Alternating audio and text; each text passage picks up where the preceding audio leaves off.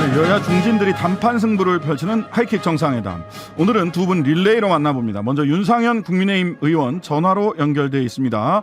안녕하세요, 윤 의원님. 예, 안녕하세요. 예, 윤상현 의원입니다. 네네. 예. 자, 뭐 워낙 외교 쪽으로 예, 예. 외교통이라고 국민의힘 내부에서 이렇게 국민의힘에서 이렇게 인정받고 계신 분이니까 이거 먼저 여쭤볼게요. 예, 예. 북한이 대륙간 탄도미사일 즉 ICBM 발사를 했습니다. 윤 예, 대통령은 북한의 도발이 더 큰 고통으로 돌아올 것이다라고 연이어 경고를 했는데 김정은 국무위원장은 적이 핵으로 도발할 때 주저없이 핵 공격을 불사한다. 이런 이야기를 했단 말이죠. 예, 예. 이 계속해서 말 대 말도 그렇고 군사적 긴장도 높아만 저 가고 있는 이 상황 이거 어떻게 봐야 됩니까? 일단은 이제 북한이 올해만 하더라도 5번째로 ICBM 발사 실험을 했고요. 네. 특히 지난달 군사정찰 위성 발사 실험에 성공했습니다. 네. 그래서 이게 보통 위중한 상황이 아니거든요. 근데 이게 뭐가 문제냐면은 네. 유엔 안보리 결의 위반입니다. 네.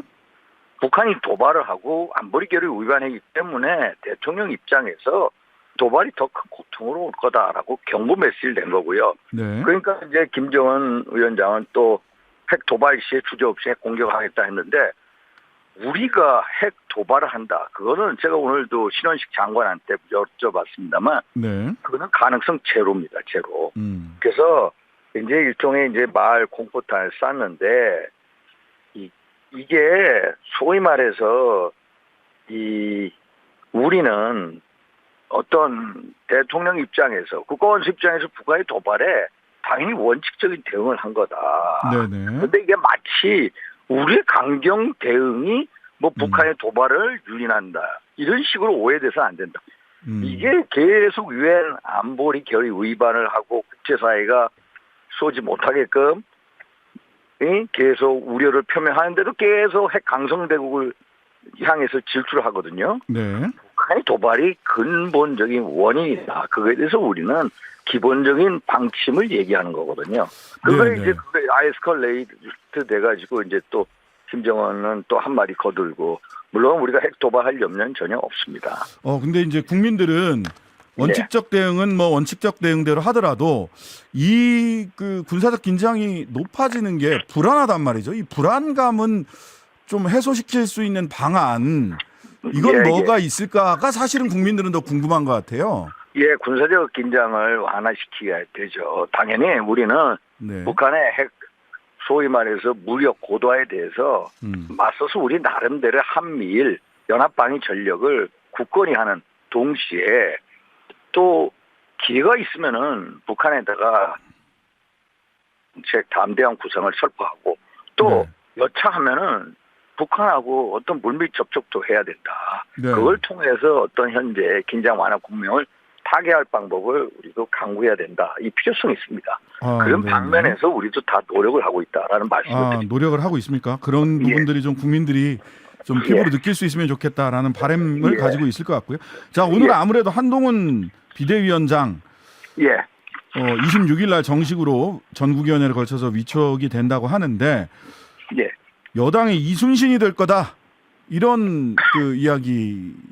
그게 이제 어제 윤재호 원내대표가 이제 소위 말해서 상임 고문단 오찬에서 유흥수 상임 고문이 그런 말씀. 예, 그렇게 말씀하셨더라고요. 예. 이제 당이 위기에 빠져 있다. 12척. 여보세요? 지금 바로 써야지 네네. 아껴둬서는 안 된다. 이런 의미로 말씀하셨거든요. 네네. 그래서 이게 이제 이순신 장군의 이제 일종의 뭐 전략가로서 우리의 이제 현재 북힘의 남북 타계 해결사로서 기대가 크다는 걸 하나 이제 반증하는 거지. 네. 예? 뭐 그거에 대한 기대를 표한다. 이 정도로 보는 게 낫겠습니다. 예, 그 정도의 큰 기대가 있다. 예. 자, 그런데 우리 윤 의원님은 그 수도권 중도 확장력, 소위 중수청, 청년, 이게 이제 핵심이다라고 계속 말씀을 하셨잖아요. 그러면서 원희룡 장관에 대해서도 조금 호평을 하셨던 걸로 제가 기억을 하는데 한동훈 전 장관이 수도권 중도 청년층 확장력이 있습니까?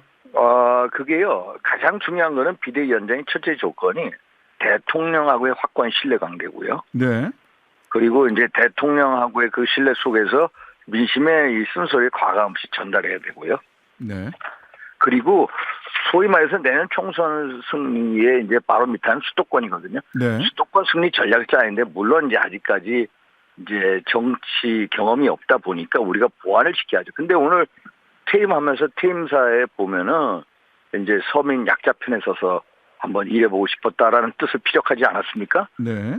그래서 일단 한동훈 비대위원장이 된다면은 일단 젊은 층이나 중도층까지의 어떤 확장력이 있을 수 있겠다라고 오늘 얘기하는 거 보니까 기대감을 갖게 하더라고요. 기대감을 갖게 했다. 자, 예. 대통령과의 여당이니까 대통령과의 신뢰관계 중요하죠. 그런데 또 예. 한편으로는 강서구청장 보궐선거 이후에 예. 대통령의 국정운영 기조, 수직적 예. 당청 관계 요거 해소가 지금의 국힘의 수도권의 어려움을 해소하는데 관건이다라는 이야기 너무 많은 분들이 하셨거든요. 예. 이거 가능합니까? 말씀을 많이 이제 국정 운영의 기조의 변화를 얘기하는데 그거를 오히려 김기현 대표가 그걸 제대로 수행을 하지 못한 게 사실이거든요. 네. 그래서 제가 말씀드린 게 대통령하고의 확고한 신뢰 속에서 당 대표 비대위원장하고 소위 말해서 대통령하고의 운명 공동체적인 인식이 있어야 된다. 네. 그래야 이런 어떤 수직적 당정 관계로 돌파구를 열 수 있다. 근데 그런 면에 있어서는 제가 한동훈 장관한테 기대감을 갖고 있습니다. 예전에 한번 보십시오. 1987년 우리 6.29 선언 있지 않았습니까? 네. 6.29 선언할 때 당시 민정당 우리 노태우 대표 오셨죠? 네. 기억나세요? 네네. 아유 뭐. 4.13 호원 조치를 하다가 간선제, 예. 그다음에 위원내각제로 틀었다가 6.29라는 국민적인 여망을 담아서 우리 노태우 민정당 대표가 선언하지 않습니까? 네. 그런데 그 당시에도 전두환 노태우 두 분 관계가 수직적인 관계였거든요. 네. 그런데 국민 여망을 받들어서 6.29 선언을 합니다. 네. 물론 이제 전두환 대통령이 뒤에서 오케스트라 이제 그 연주자 역할을 하셨지만은 네네. 결국 그런 어떤 극적인 반전을 기초할 수 있는 게 누구냐? 확고한 신뢰와 운명 공동체랑 확고한 인식 속에서 이루어지는데 그 두 가지 조건을 맞출 수 있는 게 누구냐? 두 사람 관계입니다. 네. 그래서 그거를 오히려 역설적으로 돌파의 꿀을 열 수도 있다라는 기대감을 저는 갖고 있습니다. 알겠습니다. 자, 당장 26일 날 전국위원회를 거쳐서 정식으로 취임을 하게 되면 28일 날 김건희 특검 이 닥쳐 있고요. 그다음에 공천과 관련해서 소위 영남 중진 물갈이론 해서 이 두 가지가 정치적으로는 당장 넘어야 될 허들로 보이는데요. 김건희 특검법 이거 어떻게 한동훈 비대위원장이 처리를 해야 됩니까? 네, 뭐 어저께인가 한 말씀 하시지 않았습니까? 네. 민주당이 원하는 선동하게 이제 뭐 만들어진 법안이다, 악법이라고 했는데 네. 사실 지난 문재인 정부 때 윤석열 검찰총장을 거의 이제 배제하다시피 하면서 추미애 장관께서 이제 친문 검사들로 하여금 김건희 여사의 도이치모터스 주가 조작 의혹 사건, 코바나 컨텐츠 협찬 의혹 사건에 대해서 계속 팠습니다. 그때 제가 알기로 그 압수수색한 게 제가 한 50여 차례고요. 예. 그때 또 소환 조사한 150명. 근데도 무혐의가 났거든요. 예, 윤 의원님. 예. 뭐 그거는 이제 김건희 특검법에 대해서 국민의힘에서 그렇게 판단을 하는데 가결되고 거부권 행사되면 그걸 어떻게 대처할 거냐? 정치 공세가 되는데 네.